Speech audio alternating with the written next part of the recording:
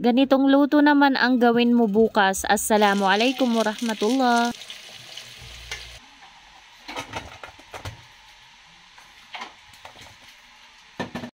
Hi guys! Ayan, good afternoon. Magluluto tayo ng ganito. Anong tawag nito sa inyo? So, una is maglalagay ako ng fresh na sibuyas at ahos. Ginger, luya at palapa, sakurab. It's a Maranao condiment. Lagay na natin.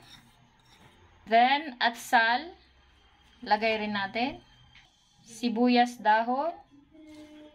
Pitin na natin. Lagyan pa natin ng kamatis. O, diba? Maglagay din tayo ng 2 itlog. Paminta. Gusto ko maraming paminta, kaya dagdagan pa natin. Lagay tayo ng patis. Mga 2 teaspoons. So, depende po yan sa inyo ha. Pwede kayo magdagdag ng asin.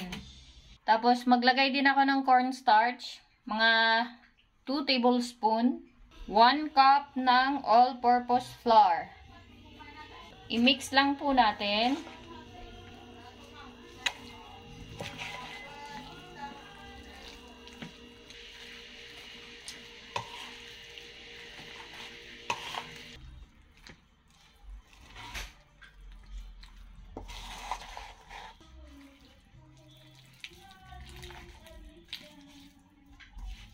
So, yan guys. Okay na.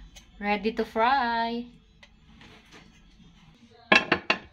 Maglagay tayo ng mantika.